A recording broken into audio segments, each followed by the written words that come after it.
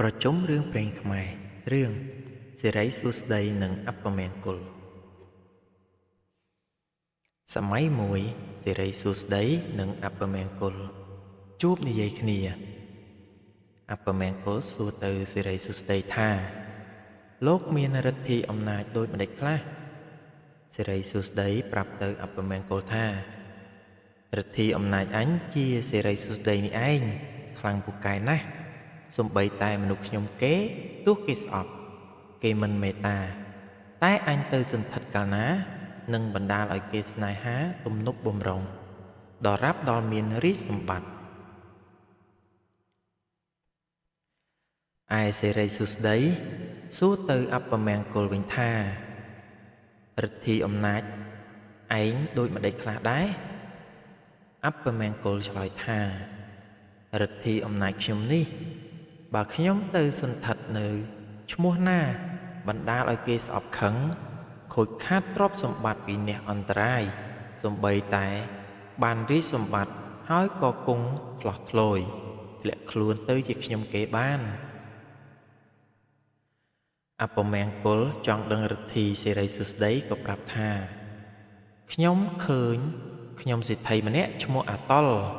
សពថ្ងៃនេះសេដ្ឋីប្រើឲ្យគ្វាលគោក្របីសេដ្ឋីខឹងនឹងអាតុលជេរវាយតែវាសពថ្ងៃថាពុំមើលថែរក្សាគោក្របីស្គមអស់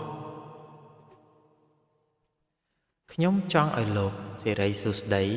ទៅសន្ធិដ្ឋនៅលើរូបអាតុលខ្ញុំសេដ្ឋីនោះបើវាបានទ្រព្យរាជសម្បត្តិខ្ញុំក៏ជឿជាក់ថាលោកមានឫទ្ធិខ្លាំងពូកែប្រកបមែនសិរីសួស្តីប្រាប់អពមង្គលវិញថាឯងចាំមកគុណមើលចោះថ្ងៃស្អែកនេះអញចូលទៅសន្ធិដ្ឋនៅលើរូបអាតុលខ្ញុំសេដ្ឋីហើយតែកាលណាអញចូលទៅនៅហើយមិនយូរប៉ុន្មានមុខអាតុលខ្ញុំសេដ្ឋីនោះវានឹងបានសោយរាជសម្បត្តិមិនខានលុះព្រឹកឡើងដល់ពេលអាតុលបញ្ចេញគោក្របីពីក្រោលយកទៅខ្វៀលសិរីសួស្តីចូលទៅសន្ធិដ្ឋនៅលើរូបអាតុលក៏រីករាយសប្បាយក្នុងចិត្តប្លែកពីមុនដល់ពេលល្ងាចអាតុលគៀងគោក្របីត្រឡប់មកបញ្ចូលក្រោលឯផ្ទះវិញសេដ្ឋីទាំងប្តីប្រពន្ធឈរមើលគោក្របីឃើញអាតុលរាំងទ្វារក្រោលគោក្របីទប់ហើយទើបឡើងទៅអង្គុយលើផ្ទះសេដ្ឋីជាចៅវាយនៅត្រង់កន្លែងខ្លួនដូចសពដងកាលសេដ្ឋីទាំងប្តីប្រពន្ធឃើញអាតុលហើយក៏នឹកក្នុងចិត្តអាណិតថាអោអាតុលអើយទៅខ្វៀលក្របីអត់បាយក្រហាយទឹកតល្ងាចទើបបានបាយបរិភោគម្លេះសមវាស្គមយ៉ាងណាទៅគិតហើយក៏ដាស់តឿនខ្ញុំកំដរស្រីឲ្យដួសបាយឲ្យវាស៊ីខ្ញុំស្រីក៏ដួសភោជនីយអាហារណាដែលមានឲ្យជារសយកទៅដាក់ជូនសេដ្ឋីហើយប្រជុំគ្នាបរិភោគសេដ្ឋីប្តីប្រពន្ធហៅអាតុលឲ្យមកចិត្តចាប់ម្ហូបដែលមានឲ្យជារសបរិភោគរួចសេដ្ឋីប្តីប្រពន្ធគុណមើលកិរិយារឹករូបអាតុលនោះក៏ឃើញថាស័ក្តិសមឥតខ្ចោះរោគតោះចិត្តត្រង់ណាគ្មានបណ្ដាជនទាំងប្រុសស្រីឲ្យតែឃើញរូបអាតុលនោះកាលណាក៏មានចិត្តស្នេហាមេត្តាពុនប្រមាណឯសេដ្ឋីប្តីប្រពន្ធជាចៅវាយអាតុលនោះនិយាយគិតគ្នាថាសពថ្ងៃនេះយើងអត់មានកូនទ្រព្យសម្បត្តិក៏មានច្រើនអំណើតទៅបើឥតពីយើងទ្រព្យសម្បត្តិនឹងអន្តរាយអាសាឥតការគួរលើកអាតុលឡើងដំកើងធ្វើជាកូនកុំឲ្យវាខ្វៀលគោក្របីទៀតត្បិតអាតុលនេះសាច់ឈាមរឹកពីល្អណាស់ល្មមសមគួរជាកូនយើងដល់ពេលល្ងាចអាតុលត្រឡប់មកពីខ្វៀលក្របីវិញសេដ្ឋីទាំងប្តីទាំងប្រពន្ធឃើញអាតុលរឹតតែស្នេហាមេត្តាប៉ុនពេកក៏ហៅឲ្យបរិភោគបាយជាមួយ មិនឃ្លាតឆ្ងាយពីខ្លួនឈប់ឲ្យខ្វៀលគោក្របីចាប់តាំងពីថ្ងៃនោះតទៅសេដ្ឋីទាំងប្តីប្រពន្ធយកសម្លៀកបំពាក់គ្រឿងមាសប្រាក់មកតុបតែងឲ្យអាតុលហើយប្រាប់ថាពីថ្ងៃនេះទៅឯងទុកអញទុកឯងជាកូនហើយអំណើពីអញទៅទ្រព្យសម្បត្តិអញទាំងប៉ុន្មាននៅលើដៃកូនឯងទាំងអស់អាតុលក៏រីករាយសប្បាយជាទីបំផុតដោយអំណាចសិរីសួស្តីសន្ធិដ្ឋលើខ្លួនលុះអាតុលចម្រើនអាយុពេញរូបរាងឡើងក៏រឹតតែល្អរោគបរោះឯណានឹងប្រៀបផ្ទឹមស្មើពុំបានរាល់ព្រឹកល្ងាចសេដ្ឋីតែងចូលកលព្រះមហាក្សត្រពុំដែលលុះខានក៏នាំយកអាតុលជាកូនទៅកលផងព្រះរាជាទ្រង់មានព្រះរាជបុត្រីមួយអង្គស្ដេចចេញប្រថាប់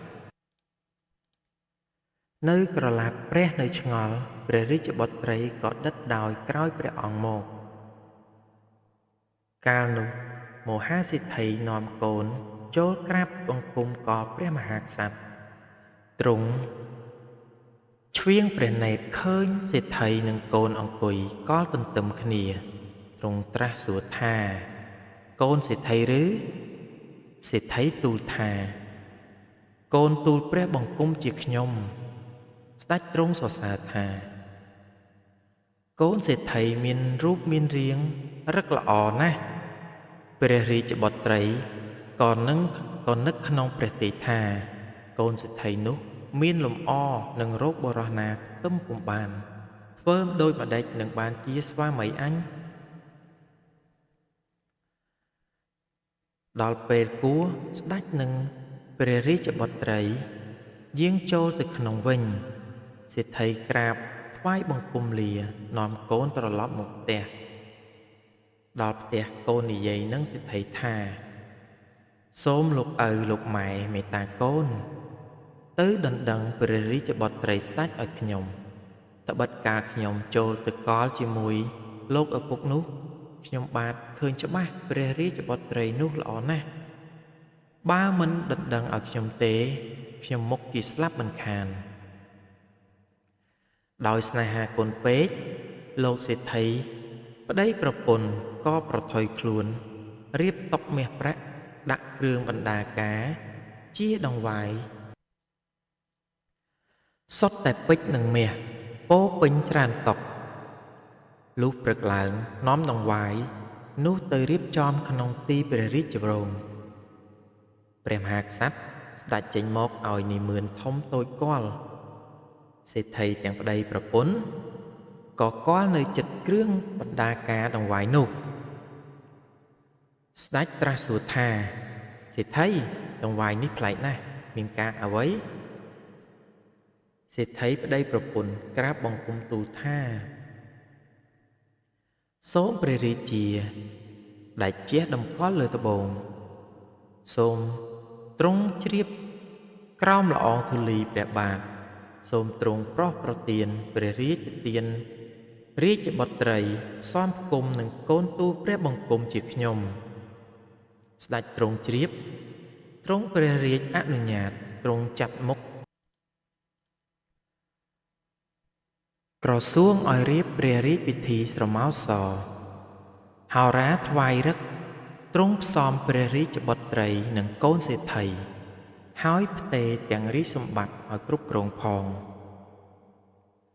លុះបានរាជសម្បត្តិហើយ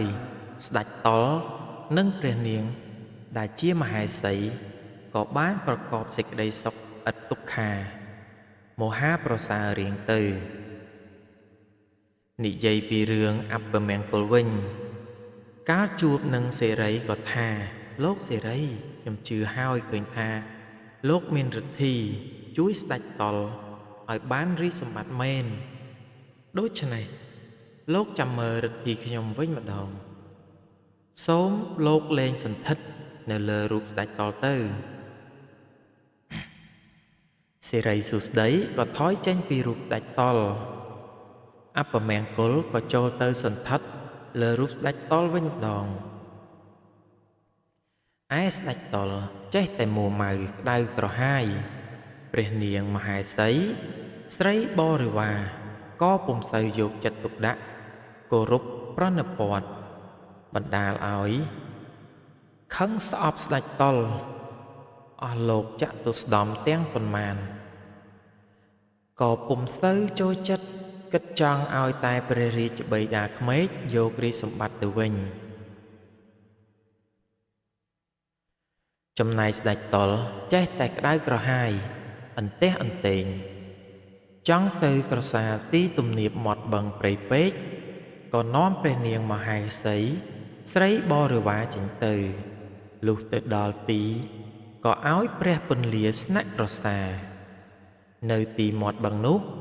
ឮតែសពសូរត្រដោកគោត្រដោកក្របីស្ដេចតល់ក៏ភ្នុកនឹកអាណិតខ្លួនកាលនៅជាខ្ញុំសេដ្ឋីដែលគេប្រើឲ្យខ្វៀលគោខ្វៀលក្របីហើយក៏ទ្រង់ព្រះកន្សែងផ្សឹបផ្សួលព្រះនាងមហេសីសួរថាព្រះអង្គហេតុអ្វីក៏ទ្រង់ផ្សឹបផ្សួលដូច្នេះស្ដេចតល់ប្រាប់ព្រះនាងមហេសីតាមត្រង់ថាលាក់បាំងអីម្ចាស់អូនអើយខ្លួនបងនេះមិនមែនកូនសេដ្ឋីទេពីដើមមកបងជាខ្ញុំសេដ្ឋីគេប្រើឲ្យខ្វៀលគោខ្វៀលក្របីឥឡូវឮត្រដោកគោត្រដោកក្របីបងនឹកស្រណោះស្រងេះស្រងោចអាណិតខ្លួនបានជាបងយំព្រះនាងមហេសីបានឮថាជាខ្ញុំសេដ្ឋីក៏មានចិត្តតោមណោះក្នុងព្រះរាជហឫទ័យពុនពេកថាអោព្រះបិតាពុំគួរផ្សំផ្គុំកូនផ្ទេរទាំងរាជសម្បត្តិឲ្យទៅខ្ញុំគេសោះខ្ញាល់ហើយក៏នាំស្ដេចតល់និងស្រីបរិវារដែលតាមហែទៅទាំងប៉ុន្មានត្រឡប់ចូលព្រះរាជវាំងវិញចូលក្រាបទូលវររាជបិតាមាតាតាមដំណើររឿងដែលស្ដេចតល់យំគ្រប់ប្រការស្ដេចជាព្រះវររាជបិតាមាតាទ្រង់ជ្រាបហើយទ្រង់ក្រោធពន់ប្រមាណទ្រង់ត្រាស់ឲ្យហៅសេដ្ឋីទាំងប្តីប្រពន្ធមកដៀលថ្មេះជាទម្ងន់ហើយប្រគល់ស្ដេចតល់ឲ្យទៅសេដ្ឋីប្តីប្រពន្ធនាំយកទៅផ្ទះវិញឯរាជសម្បត្តិ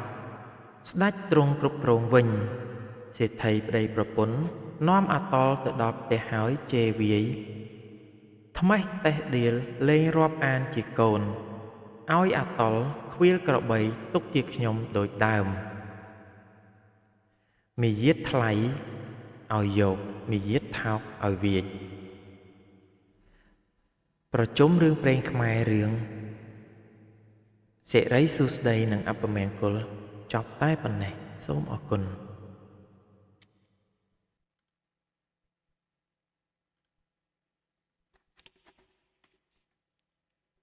រឿងមិត្តភក្តិទាំង3និងមេដៃឥន្ទនូកាលពីយូរលង់ណាស់មកហើយមានភូមិតូចមួយស្ថិតនៅជ្រលងភ្នំដ៏ស្រស់ស្អាតនៅក្នុងភូមិនោះមានមិត្តភក្តិ3នាក់ដែលជាមិត្តនឹងគ្នាល្អខ្លាំងណាស់ម្នាក់ឈ្មោះវីរៈដែលមានកម្លាំងខ្លាំងម្នាក់ទៀតឈ្មោះបុប្ផាដែលមានចិត្តល្អនិងមានមេត្តាធម៌ហើយម្នាក់ចុងក្រោយឈ្មោះសេរីដែលមានប្រាជ្ញាវៃឆ្លាតថ្ងៃមួយពួកគេបានឮដំណើរពីអ្នកភូមិចំណាស់ថា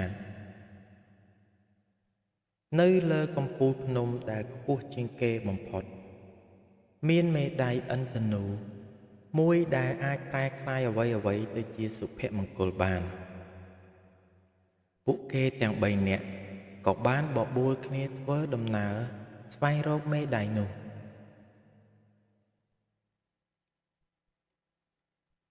ពួកគេចាប់ផ្ដើមដំណើរឡើងភ្នំផ្លូវដំបូងពួកគេបានជួបនឹងស្ទឹងដ៏ធំមួយដែលមានទឹកកកគ្របដណ្ដប់ វីរៈដែលមានកម្លាំងខ្លាំងបានសាឡបងបំបែកទឹកកកតែមិនបានផលពេលនោះសិរីបានគិតគូរហើយនិយាយថាយើងមិនអាចបំបែកទឹកកកបានទេតែយើងអាចរកផ្លូវកាត់បានសិរីបានយកដុំថ្មតូចៗទៅបោះលើផ្ទៃទឹកកកដើម្បីស្វែងរកផ្លូវដែលរឹងមាំបំផុតដោយមានការដឹកនាំពីសិរីពួកគេក៏បានឆ្លងស្ទឹងទឹកកកនោះដោយសុវត្ថិភាពបន្ទាប់ពីឆ្លងស្ទឹងទឹកកករួចពួកគេបានដល់ព្រៃឈើមួយដែលពោរពេញទៅដោយសត្វបក្សីដ៏ច្រើនសន្ធឹកសន្ធាប់បក្សីនោះបានបញ្ចេញសំឡេងយ៉ាងខ្លាំងរហូតដល់ធ្វើឲ្យពួកគេវិលមុខវីរៈខឹងខ្លាំងណាស់ហើយបំរុងនឹងដេញវាទៅឲ្យឆ្ងាយតែបុប្ផាបាននិយាយថាកុំធ្វើបាបពួកវាអីពួកវាគ្រាន់តែធ្វើសម្បុកប៉ុណ្ណោះបុប្ផាបានដើរទៅកាន់បក្សីនោះហើយច្រៀងចម្រៀងយ៉ាងពីរោះសត្វបក្សីទាំងអស់ក៏បានស្ងប់ស្ងាត់ហើយបានហោះចេញទៅម្ខាងទៀតដើម្បីឲ្យពួកគេដើរឆ្លងកាត់ពេលបន្តដំណើរពួកគេបានជួបនឹងផ្លូវភក់ដ៏ជ្រៅមួយវីរៈបានសាកល្បងដើរឆ្លងតែជើងរបស់គាត់ជាប់នៅក្នុងភក់នោះបុប្ផានិងសិរីបានសហការគ្នាដើម្បីជួយវីរៈចេញពីភក់សិរីបានយកមែកឈើវែងៗទៅឲ្យវីរៈចាប់ហើយបុប្ផាបានយកដៃទាញគាត់ឡើងដោយក្តីមេត្តាទីបំផុតពួកគេទាំង3នាក់ក៏បានឆ្លងផុតផ្លូវដ៏លំបាកនោះនៅពីមុខផ្លូវរបស់ពួកគេគឺជារូងភ្នំងងឹតដែលមើលអ្វីមិនឃើញពួកគេបានសម្រេចចិត្តបន្តដំណើរទៅក្នុងរូងភ្នំនៅខាងក្នុងរូងភ្នំពួកគេបានឮសំឡេងដ៏គួរឲ្យខ្លាចវីរៈក៏បានដុតមែកឈើដើម្បីបំភ្លឺផ្លូវនិងសិរីបានប្រាប់ពីទិសដៅដែលត្រូវគ្នាតែមានតែបុប្ផាម្នាក់គត់ដែលមិនខ្លាចហើយបាននិយាយថាមិត្តយើងសំឡេងនេះគ្រាន់តែជាសំឡេងខ្យល់ពីខាងក្រៅរូងភ្នំប៉ុណ្ណោះបុប្ផាបានដើរទៅមុខដោយក្លាហានហើយពួកគេក៏បានដើរតាមពីក្រោយនៅតាមផ្លូវពួកគេបានជួបនឹងសត្វចម្លែកមួយក្បាលដែលកំពុងតែដេកលក់នៅកណ្ដាលផ្លូវវីរៈបំរុងនឹងប្រើកម្លាំងរបស់គាត់ដើម្បីវាយសត្វនោះតែសិរីបានប្រាប់ថាកុំធ្វើអ្វីយើងអាចប្រើប្រាជ្ញាដើម្បីដោះស្រាយបានសិរីបានគប់ដុំថ្មទៅម្ខាងដើម្បីទាក់ទាញចំណាប់អារម្មណ៍របស់សត្វចម្លែកនោះហើយពួកគេក៏បានឆ្លងកាត់ដោយមិនបាច់ប្រើកម្លាំងបន្ទាប់ពីគេចផុតពីសត្វចម្លែកពួកគេបានទៅដល់ជណ្ដើរមួយដែលមើលទៅដូចជាឡើងទៅលើមេឃជណ្ដើរនោះបានបាក់បែកជាច្រើនកន្លែងវីរៈបានប្រើកម្លាំងរបស់គាត់ដើម្បីលើកថ្មធំៗមកដាក់នៅលើជណ្ដើរបាក់សិរីបានគិតគូរពីគម្លាតនៃការបាក់បែកហើយបុប្ផាបានយកផ្កាទៅដាក់លើជណ្ដើរ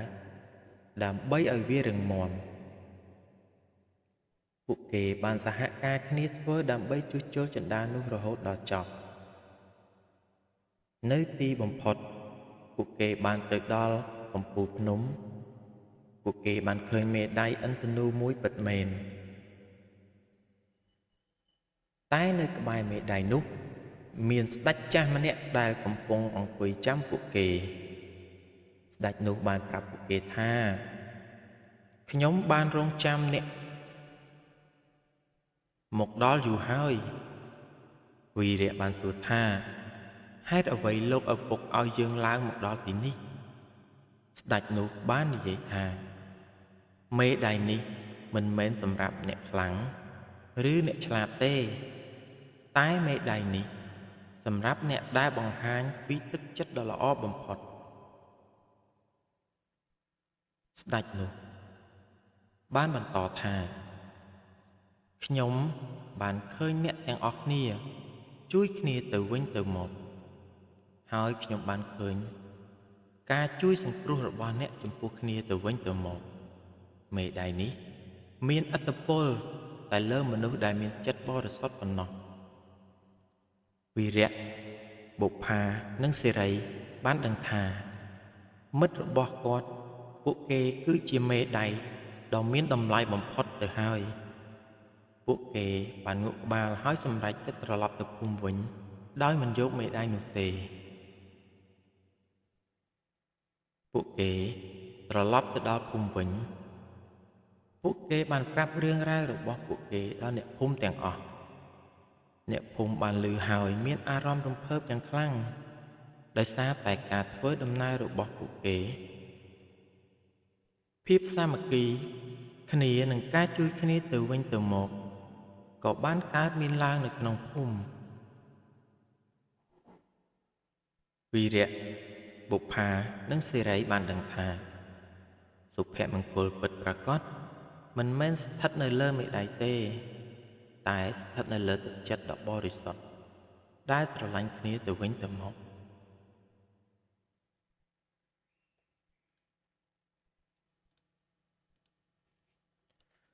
ប្រជុំរឿងព្រេងខ្មែររឿងសម្លាញ់ពីរនាក់កាលពីព្រេងនាយមានបុរសពីរនាក់ជាសម្លាញ់នឹងគ្នានិយាយសន្យាគ្នាថាកាលបើយើងមានប្រពន្ធហើយឯងក្តីអញក្តីបើមានទ្រព្យសម្បត្តិត្រូវយើងចិញ្ចឹមគ្នាទៅវិញទៅមក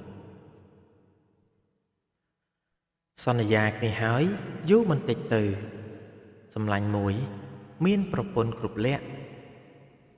ឯសម្លាញ់មួយទៀតមានប្រពន្ធខាតលក្ខវេលាយប់ចូលដំណេកសម្លាញ់ដែលមានប្រពន្ធគ្រប់លក្ខនោះនិយាយគិតគ្នាប្តីប្រពន្ធថាយើងរកស៊ីអីឲ្យមានឆាប់ប្រពន្ធថាអ្នកចង់រកស៊ីអីឬប្រើខ្ញុំឲ្យត្បាញរលីលក់ដូរខ្ញុំទទួលតាមមិនហ៊ានទទឹងទាស់ចិត្តអ្នកទេលុះកន្លងមកពេលចូលដំណេកយប់ក្រោយទៀតប្តីនិយាយនឹងប្រពន្ធថានាងអើយបើគិតឃើញរបរមួយមុខបើបានដូចគំនិតនឹងបានមាសប្រាក់ផ្ដិលតុកថាសដោយងាយប្រពន្ធសួរប្តីថាគិតធ្វើម្ដេចក៏បានងាយម្លេះប្តីប្រាប់ប្រពន្ធថាជាច្រើនឆ្នាំមកហើយនៅក្នុងសមុទ្រមានសំពៅអ្នកជំនួញគ្រប់ប្រទេសខ្លះសុខសប្បាយខ្លះលិចលង់របស់ទ្រព្យសពសារពើមាសប្រាក់កប់នឹងបាតសមុទ្រនោះច្រើនយើងគិតគ្នាទៅបាចទឹកសមុទ្រនោះឲ្យរីងក្រអីមាសប្រាក់របស់គ្រប់មុខនោះបើបានត្រីធំតូចយើងធ្វើងៀតធ្វើផ្អកប្រហុកព្រឹកប្រហៀមស្រាងនោះនាងឯងដាំបាយដួសដាក់កញ្ជើឲ្យមានម្ហូបនិងស្លាម្លូផងយើងទៅបាចទឹកសមុទ្រឲ្យរីងប្រពន្ធឮប្តីប្រាប់ហើយក៏ធ្វើតាមបង្គាប់លុះព្រឹកឡើងរៀបគ្រប់ប្រដាប់រួចក៏នាំទៅមាត់សមុទ្រហើយទុកដាក់បាយម្ហូបចំណីដោយស្រួលទើបប្តីកាន់កញ្ជើមួយខំបាចទឹកទៅលើគោកបាចតលតែដល់ពេលបាយថ្ងៃទើបឈប់បរិភោគលុះបរិភោគបាយរួចនាំប្តីប្រពន្ធបាចទៀត ដល់ល្ងាចទើបទៅផ្ទះវិញ ព្រឹកឡើងនាំគ្នាទៅបាចទៀតតល្ងាចទើបនាំគ្នាត្រឡប់ទៅផ្ទះវិញដូចដើមបាចបានចំនួន5ថ្ងៃប្តីក៏ឈរបាំងដៃមើលទឹកសមុទ្រហើយប្រាប់ប្រពន្ធថាទឹកស្រកសណ្ដក់ហើយនាងប្រពន្ធឆ្លើយថាបើដូច្នោះយើងខំបាចទៅបើយូរណាស់ត្រឹមកន្លះខែទៀតមុខជារីងហើយយើងបាចយកត្រីធំតូចវះធ្វើងៀតផ្អកប្រហុកថ្លឹងយកប្រាក់លក់មួយទៀតយើងត្រូវការកាយយកមាសប្រាក់តុកថាសចានក្បានដ៏មាននៅក្នុងសំពៅទាំងប៉ុន្មានដែលលិចលង់មកយូរឆ្នាំណាស់មកហើយមិនដឹងបើយកទៅណាអស់ទេថាហើយដល់ល្ងាចក៏នាំគ្នាត្រឡប់ទៅផ្ទះវិញព្រឹកឡើងនាំគ្នាទៅបាចទៀតហើយនិយាយតែពាក្យដដែលដូចថ្ងៃមុនហ្វូងមច្ឆាក្នុងសមុទ្រស្ដាប់ឮដឹងដំណើរសពគ្រប់ភ័យបារម្ភណាស់ជំនុំគ្នាថាយើងមុខជាស្លាប់ហើយម្ដងនឹង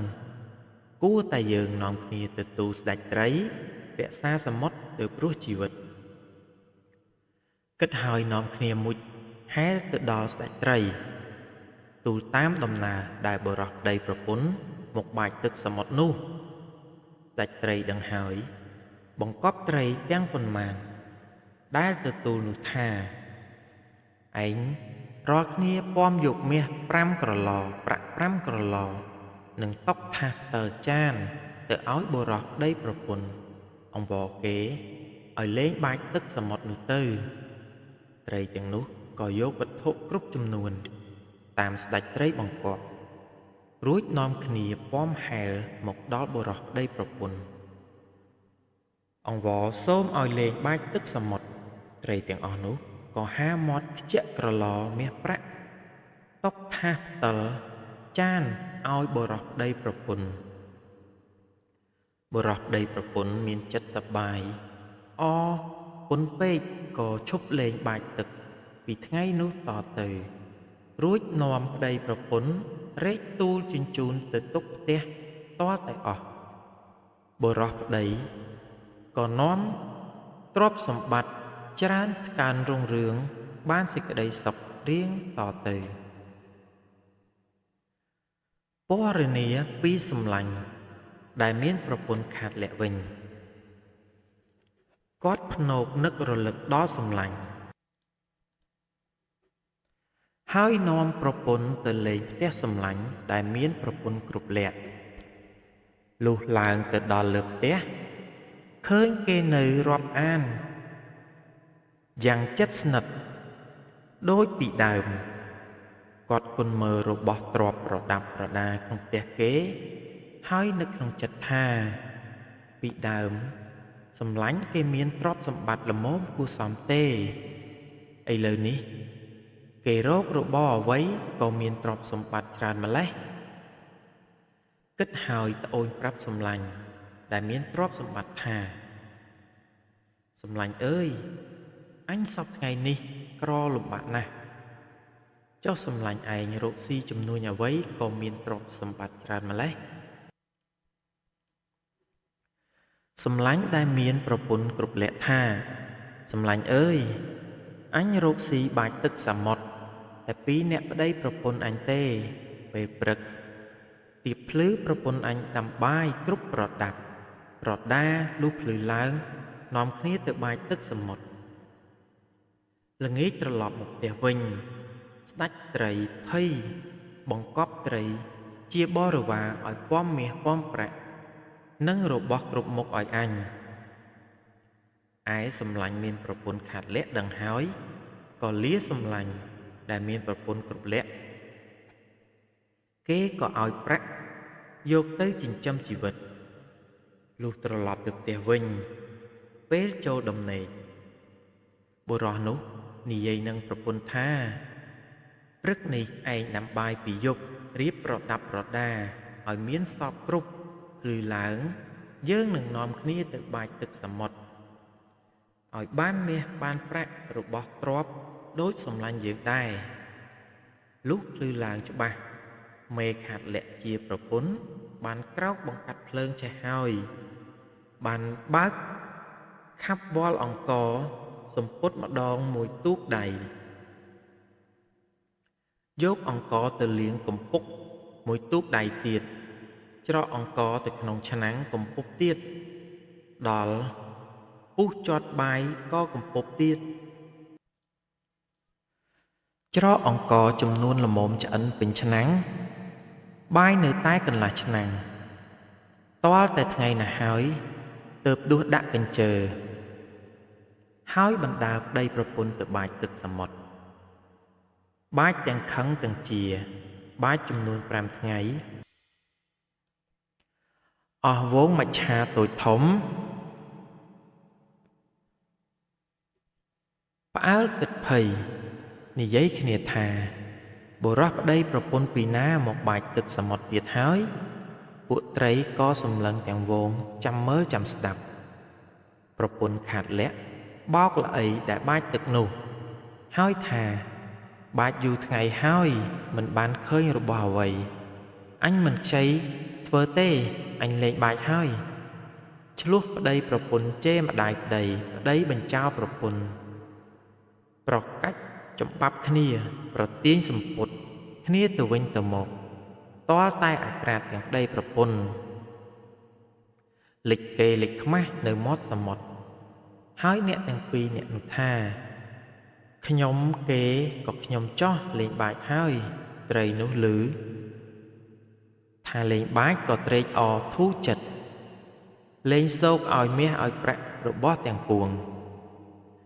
ត្រីទាំងនោះបានឃើញគេខ្មាស់បុរសប្តីប្រពន្ធក៏លោតសោចទាំងវងឯត្រីសណ្ដាយសោចតលតែរជះមាត់បានជាមាត់ធំដូចគេហែករហូតដល់បច្ចុប្បន្ននេះបុរសប្តីប្រពន្ធមានបានអ្វីសោះក៏លេងឆ្លោះគ្នានាំគ្នាដកសារាយប្តីមួយអម្រែកប្រពន្ធទូលត្រនូលត្រឡប់ទៅផ្ទះវិញចាក់សារាយចោលនៅគៀនជញ្ជាំងឲ្យរលួយខូចអស់ទៅនាងរត់រោគអ្នកមេខាត់លាក់រត់រោគអបអន្សាប្រជុំរឿងព្រេងខ្មែររឿងសំឡាញ់ពីអ្នកចប់តែប៉ុណ្ណេះ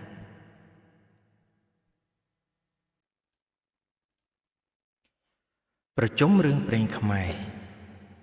រឿងអសុកកាចអសុកស្លូតកាលពីព្រេងនាយមានក្មេងប្រុស2នាក់នៅភូមិជាមួយគ្នាមួយឈ្មោះអសុកស្លូតមួយទៀតឈ្មោះអសុកកាចឯអសុកកាចចិត្តអាក្រក់បើលេងល្បែងអ្វីនឹងក្មេងផងគ្នារកតែរឿងឆ្លោះជេរវីគេមិនដែលខានម្ដាយឪពុកអសុកកាចនោះជាអ្នកគ្រាន់បើមានស៊ីមានចាយកាន់ជើងកូនអសុកកាចណាស់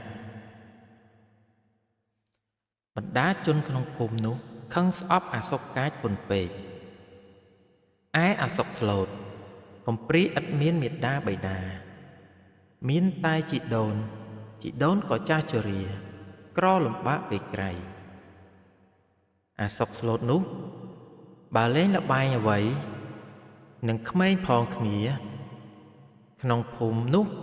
ពុំដែលឆ្លោះប្រកែកដល់អ្នកណាម្ដងឡើយបណ្ដាជនក្នុងភូមិនោះអាណិតស្រឡាញ់ឲ្យចំណីស៊ីខុសអ្នកនេះ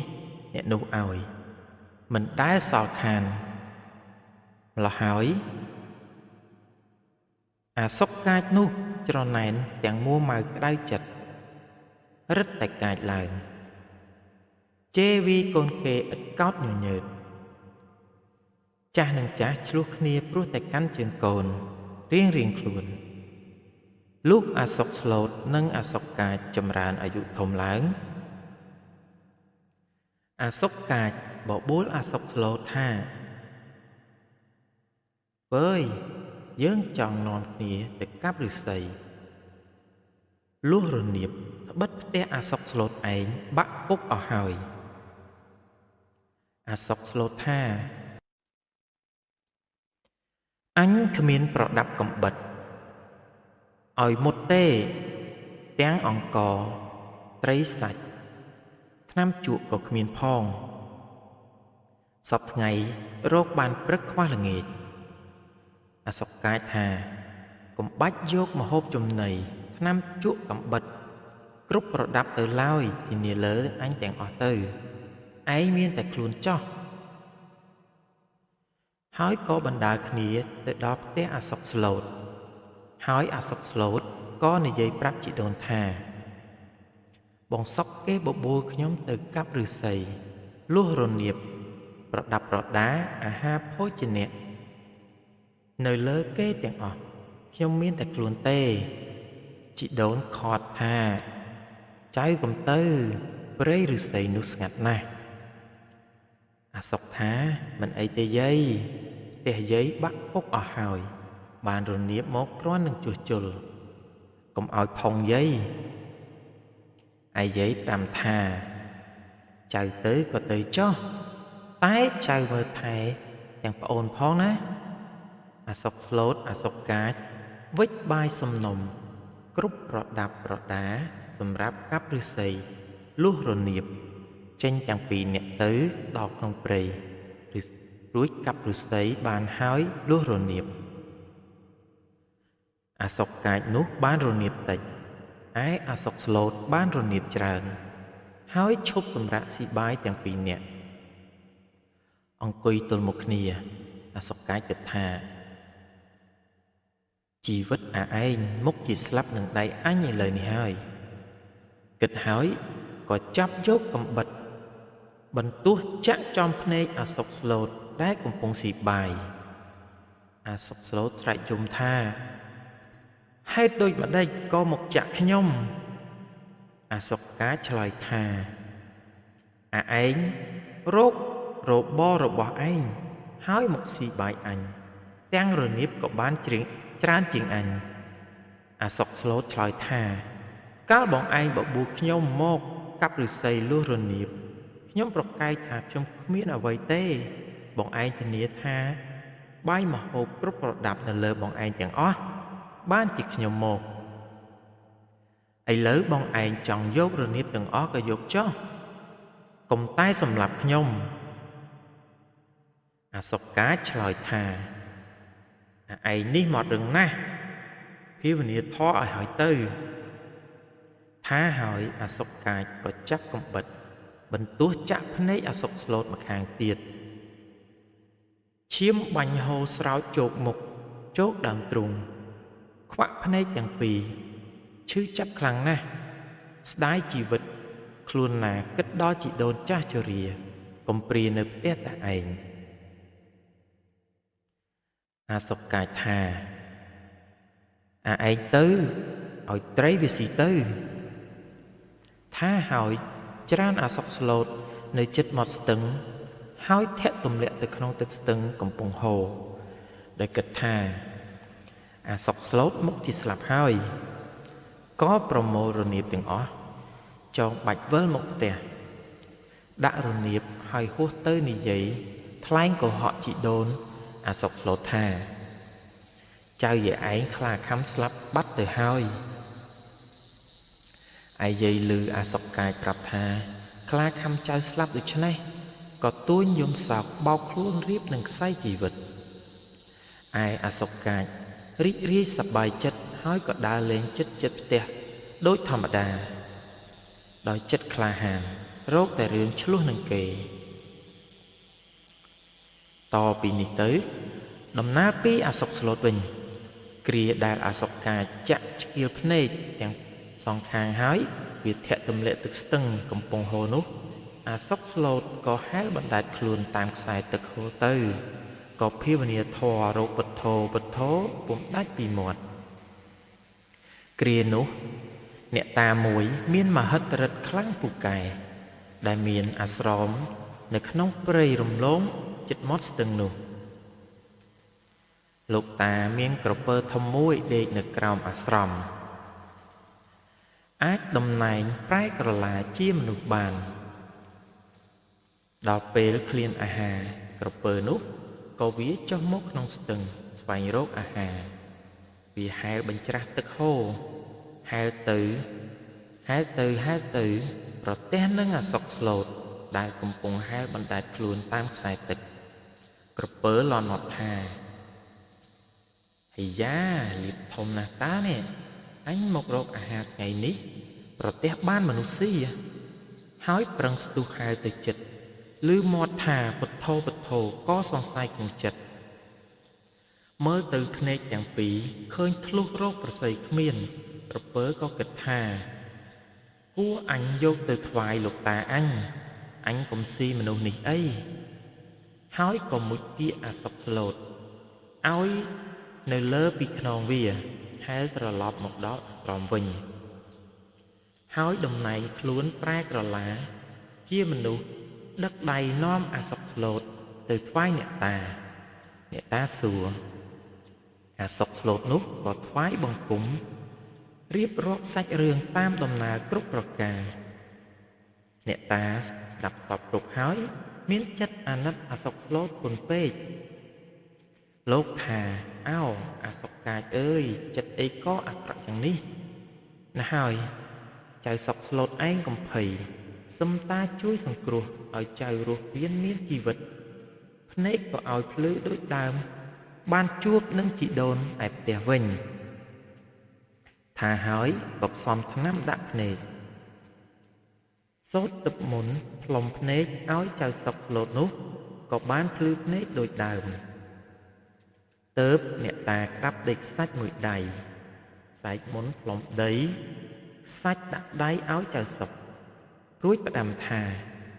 ចៅសុកចូលឯងក្តាប់ឲ្យជាប់គម្លាដៃបើទៅដល់ផ្ទះចៅប្រាប់ជីដូនឲ្យក្រាលកន្ទេលក្នុងផ្ទះហើយសឹមចៅដាក់ដីខ្សាច់នោះទៅលើកន្ទេលអ្នកតាផ្ដាំហើយក៏ហៅក្រពើមកឲ្យចៅសុកស្លូតជិះលើខ្នងហែលតាមស្ទឹងទៅ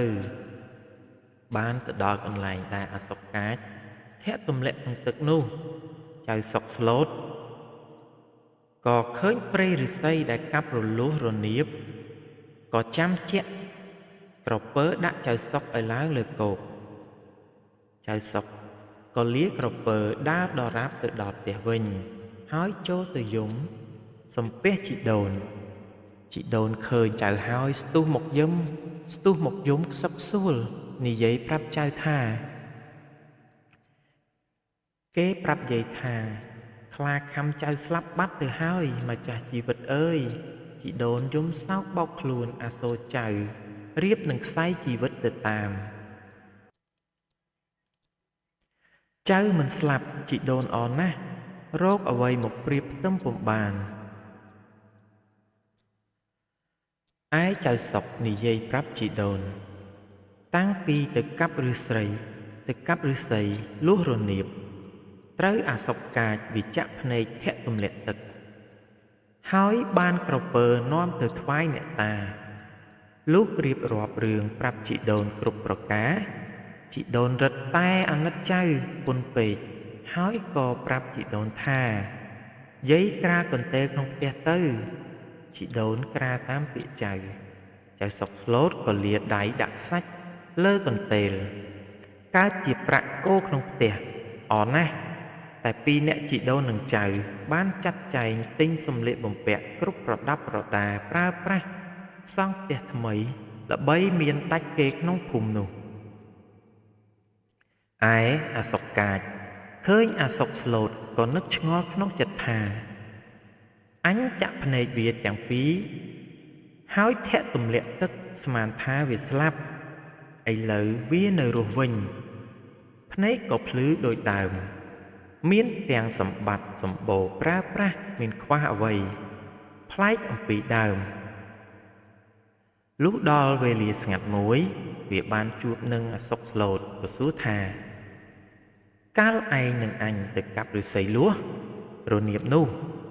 បីសាច់មកបណ្ដាចិត្តអញឲ្យចាក់ភ្នែកទាំងពីរហើយធាក់ទម្លាក់ឯងទៅក្នុងទឹកស្ទឹងអញស្មានថាឯងស្លាប់ហេតុអ្វីក៏ឯងរស់ឡើងវិញ ហើយមានទាំងទ្រព្យសម្បត្តិច្រើនជាងគេផងអាសុកស្លូតឆ្លើយថាបានគុណបងកុំអីខ្ញុំក្រីក្រលំបាកតោកយ៉ាកដូចបងឯងដឹងស្រាប់ហើយនិយាយប្រាប់អាសុកកាចតាមត្រង់ថាកាលដែលបងឯងចាក់ភ្នែកខ្ញុំទាំងពីររួចធាក់ទម្លាក់ចូលទៅក្នុងស្ទឹងនោះខ្ញុំភាវនារកតែពុទ្ធោក៏បានជួបនឹងក្រពើនាំខ្ញុំទៅថ្វាយអ្នកតារួចអ្នកតាជប់ភ្នែកជប់ដីខ្សាច់ឲ្យខ្ញុំលុះខ្ញុំមកដល់ផ្ទះដាក់ដីខ្សាច់កើតជាមាសប្រាក់បានជាខ្ញុំមានដល់សពថ្ងៃនេះអាសុកកាចឬអាសុកស្លូតរាយរឿងដូច្នេះក៏បណ្ដាលចិត្តលោភលន់ពុនប្រមាណគិតថាអញនឹងធ្វើឲ្យបានដូចអាសុកស្លូតថ្ងៃក្រោយជួបនឹងអាសុកស្លូតក៏និយាយថាអាសំឡាញ់អើយអញចង់កាប់ឫស្សីលួសរនៀបនៅព្រៃដែលយើងទៅកាប់ត្រង់កន្លែងមុននោះឯបាយទឹកអាហារភោជនៈថ្នាំជក់កំបិតតូចធំប្រដាប់កាប់ឫស្សីលួសរនៀបស្រេចនៅលើអញទាំងអស់ឯងមានតែខ្លួនទៅបានហើយអាសុកស្លូតថាក្រែងសម្លាប់អញទៀតអីអាសុកកាចថាមនុស្សខ្មោចកំរោលវាចូលឲ្យអញងងឹតមុខអញចាក់ឯងដោយមិនដឹងខ្លួនសោះឯងកុំប្រកាន់ខឹងនឹងអញអីអាសុកស្លូតថាចាំខ្ញុំជូនទៅត្បិតបងសុកឯងមានគុណលើខ្ញុំមានសម្បត្តិទ្រព្យក៏ព្រោះតែបងឯងលុះព្រឹកឡើងអាសុកកាចស្ពាយបាយសំណុំ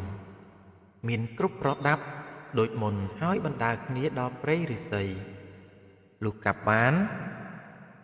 លួសរនៀបហើយនាំគ្នាអង្គុយស៊ីបាយអាសុកកាចហុចកំបិតបន្ទោះទៅអាសុកស្លូតប្រាប់ថាឯងចាក់ភ្នែកអញមកខាងទៅអាសុកស្លូតប្រកែកពុំព្រមចាក់អាសុកកាចថាយើចាក់មក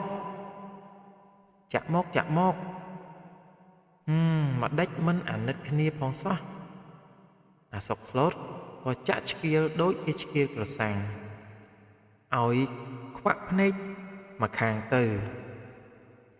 អាសុកកាចឈឺពើតខ្លាំងណាស់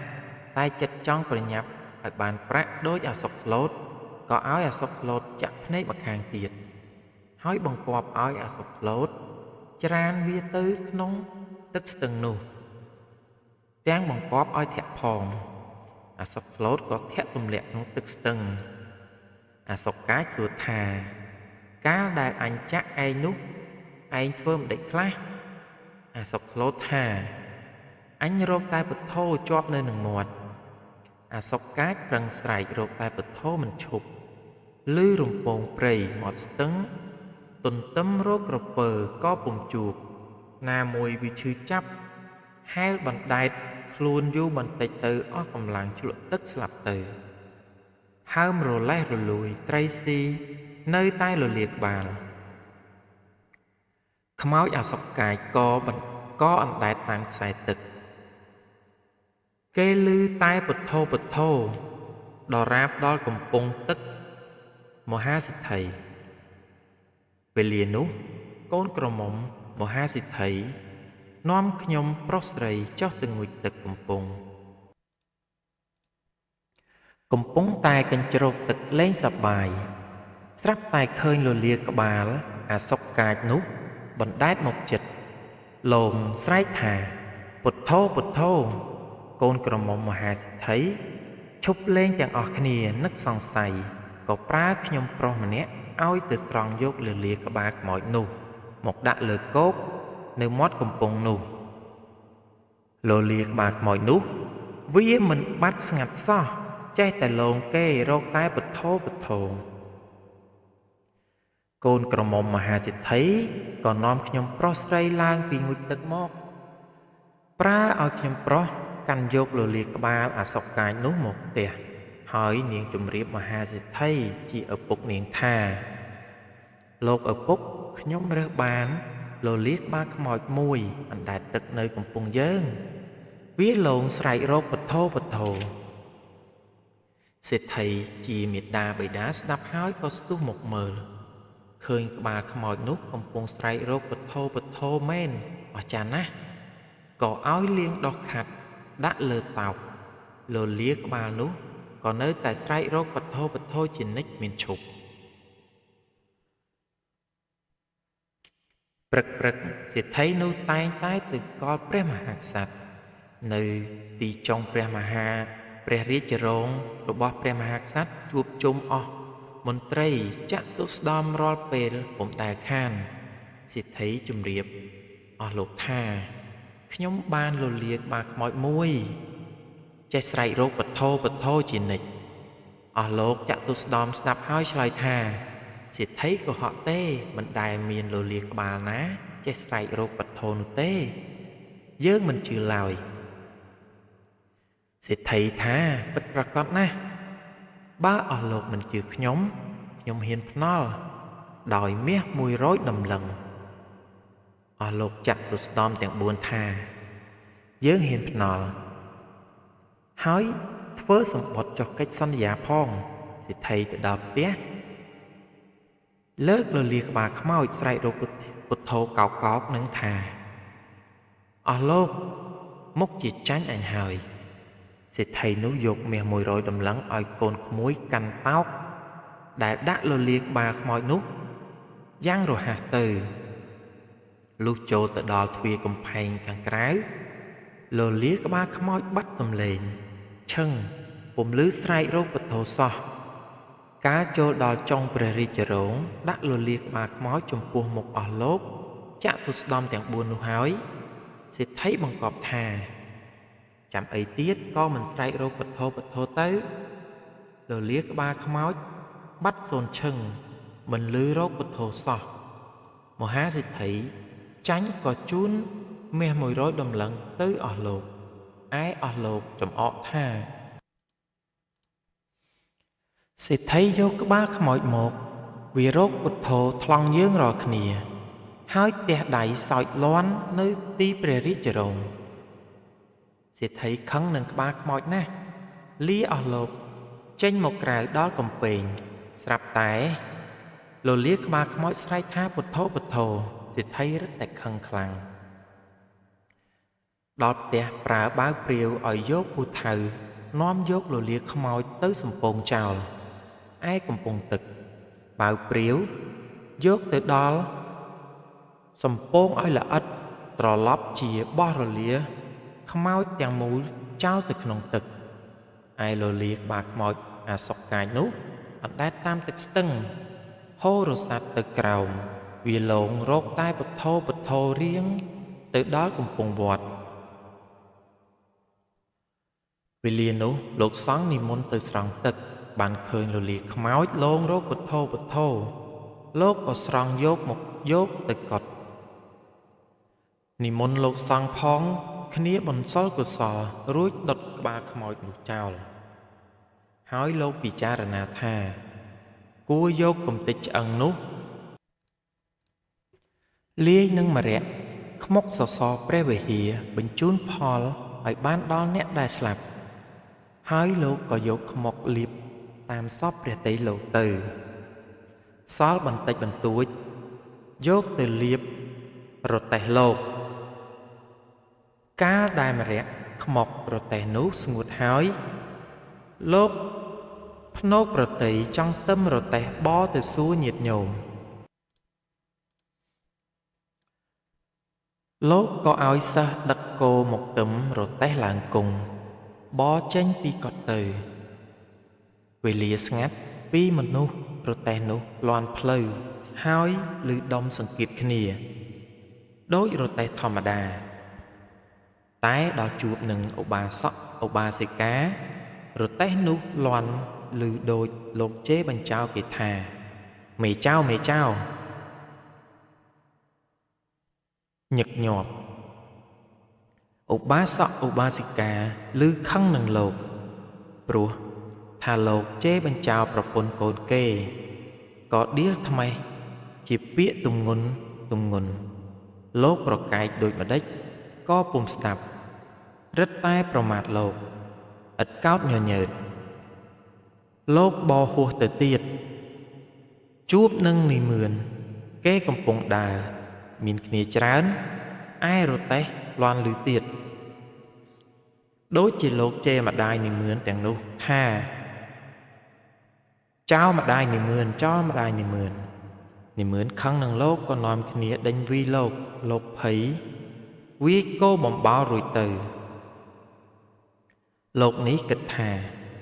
ពីដើមរទេះអញបមកមិនដែលឮសូរជេរបញ្ចោលគេទេរឿងនេះឃើញតែកំតិចឆ្អឹងខ្មោចដែលខ្មុកបិទសសរព្រះវិហារសល់ពីនេះអញយកមកលាបរទេះនេះលុះត្រឡប់មកពីសួរញាតិញោមវិញមកដល់វត្តលោកកាប់រទេះដុតនៅនឹងកន្លែងលលាក្បាលខ្មោចអាសុចកាចនោះឆេះជាផេះកន្លែងនោះដោយមានជាតិអាសុកកាចក៏ដុះកើតជាស្មៅកន្ត្រើយដែលជាប់សម្ពុតខោមនុស្សសពថ្ងៃនេះឯងចិត្តមិនអប់រំនាំឲ្យវិនាសរឿងអាសុកកាចអាសុកស្លូតជាប់តែប៉ុណ្ណេះ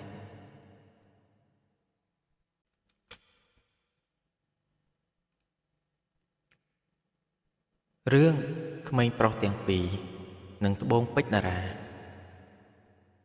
កាលពីព្រេងនាយមានភូមិតូចមួយស្ថិតនៅជ្រលងភ្នំដែលមានទេសភាពស្រស់ស្អាតនៅក្នុងភូមិនោះមានក្មេងប្រុសពីរនាក់ដែលជាមិត្តល្អនឹងគ្នាម្នាក់ឈ្មោះបូរ៉ាដែលមានចិត្តស្មោះត្រង់និងមិនចេះកុហកហើយម្នាក់ទៀតឈ្មោះសីហាដែលមានភាពរហ័សរហួននិងឈ្លាសវៃថ្ងៃមួយពួកគេបានលើរឿងដំណើរពីមនុស្សចាស់ក្នុងភូមិថានៅលើភ្នំមួយដែលខ្ពស់ជាងគេបំផុតនោះមានត្បូងពេជ្រតារាមួយដែលនឹងអាចផ្ដល់ពន្លឺឲ្យពិភពលោកទាំងមូលពួកគេក៏បានបបួលគ្នាធ្វើដំណើរស្វែងរកត្បូងពេជ្រនោះពួកគេបានចាប់ផ្ដើមដំណើរឡើងភ្នំផ្លូវដំបូងពួកគេបានជួបនឹងស្ទឹងដ៏ជ្រៅមួយបូរ៉ាដែលជាអ្នកស្មោះត្រង់បានប្រាប់ថាយើងគួរតែឆ្លងកាត់ស្ទឹងនេះដោយប្រុងប្រយ័ត្នតែសីហាដែលរហ័សរហួនបានសម្រេចចិត្តលោតឆ្លងទៅម្ខាងតែជើងរបស់គាត់បានរអិលហើយគាត់ក៏បានធ្លាក់ចូលក្នុងទឹកបូរ៉ាបានលូកដៃទាញសីហាពីទឹកបានទាន់ពេលតែពួកគេក៏បានបន្តដំណើរទៅមុខទៀតបន្ទាប់ពីឆ្លងស្ទឹងបានពួកគេបានទៅដល់ព្រៃមួយដែលពោរពេញទៅដោយរុក្ខជាតិដែលមានបន្លាស្រួចបូរ៉ាបានប្រាប់ថាយើងមិនអាចឆ្លងកាត់ព្រៃនេះបានទេព្រោះវានឹងធ្វើឲ្យយើងរងរបួសតែសីហាបានគិតពីវិធីដើម្បីឆ្លងកាត់ដោយសុវត្ថិភាពគាត់បានប្រើមែកឈើវែងៗដើម្បីធ្វើជារបាំងការពារខ្លួនហើយពួកគេក៏បានឆ្លងកាត់ព្រៃនោះបានក្រោយពីឆ្លងកាត់ព្រៃបានពួកគេបានជួបនឹងជញ្ជាំងថ្មដ៏ខ្ពស់មួយដែលមិនអាចឡើងបានបូរ៉ាមានអារម្មណ៍អស់សង្ឃឹមតែសីហាបានលើកទឹកចិត្តគាត់សីហាបានប្រើប្រាជ្ញារបស់គាត់ដើម្បីរកប្រហោងតូចៗនៅតាមជញ្ជាំងដើម្បីឡើងទៅលើបូរ៉ាបានប្រើកម្លាំងរបស់គាត់ដើម្បីទាញសីហាឡើងទៅលើហើយសីហាបានទម្លាក់ខ្សែចុះមកវិញសម្រាប់បូរ៉ាបន្ទាប់ពីឡើងជញ្ជាំងថ្មបានពួកគេបានទៅដល់រូងភ្នំអាចកំបាំងមួយនៅខាងក្នុងរូងភ្នំពួកគេបានជួបនឹងខ្មោចដែលបានប្រាប់ពួកគេថាដើម្បីយកត្បូងពេជ្រតារាអ្នកត្រូវតែឆ្លងកាត់ការសាកល្បងដ៏លំបាកបូរ៉ាបាននិយាយថាយើងនឹងធ្វើវាខ្មោចនោះបានប្រាប់ពួកគេពីការសាកល្បងនោះការសាកល្បងដំបូងគឺពួកគេត្រូវឆ្លើយសំណួររបស់ខ្មោច ខ្មោចនោះបានសួរថាតើអ្វីទៅដែលសំខាន់ជាងគេក្នុងជីវិតបុរាបានឆ្លើយថាការស្មោះត្រង់តែសីហាបានឆ្លើយថាការធ្វើល្អខ្មោចនោះបានប្រាប់ថាអ្នកទាំងពីរបានឆ្លើយត្រូវការសាកល្បងទី2គឺពួកគេត្រូវឆ្លងកាត់ស្ពានដ៏តូចមួយដែលធ្វើពីសូត្របុរាបានដើរទៅមុខដោយប្រយ័ត្នប្រយែងហើយសីហាបានដើរតាមពីក្រោយដោយប្រើប្រាជ្ញារបស់គាត់ដើម្បីរកផ្លូវដែលល្អបំផុតដោយសារតែការសហការគ្នាពួកគេក៏បានឆ្លងកាត់ស្ពាននោះបានដោយជោគជ័យពេលដែលពួកគេបានទៅដល់ទីបញ្ចប់នៃរូងនោះពួកគេបានឃើញត្បូងពេជ្រតារាមួយដែលកំពុងតែបញ្ចេញពន្លឺចិញ្ចែងចិញ្ចាចតែនៅក្បែរត្បូងពេជ្រនោះមានម្ចាស់ត្បូងពេជ្រមួយអង្គកំពុងតែអង្គុយរង់ចាំពួកគេម្ចាស់ត្បូងពេជ្របាននិយាយថាត្បូងពេជ្រនេះមិនមែនសម្រាប់អ្នកខ្លាំងទេតែវាសម្រាប់អ្នកដែលមានចិត្តស្មោះត្រង់និងមានភាពឆ្លាសវៃម្ចាស់ត្បូងពេជ្របានប្រាប់ពួកគេថាត្បូងពេជ្រនេះនឹងមានពន្លឺតែនៅពេលអ្នកទាំងអស់គ្នាជួយគ្នាទៅវិញទៅមកប៉ុណ្ណោះបុរានិងសីហាបានដឹងថាមិត្តភាពរបស់ពួកគេគឺជាត្បូងពេជ្រដ៏មានតម្លៃទៅហើយពួកគេបានសម្រេចចិត្តត្រឡប់ទៅភូមិវិញដោយមិនយកត្បូងពេជ្រនោះទេពួកគេបានដឹងថាពន្លឺពិតប្រាកដមិនមែនស្ថិតនៅលើត្បូងពេជ្រនោះទេតែវាស្ថិតនៅក្នុងមិត្តភាពរបស់ពួកគេ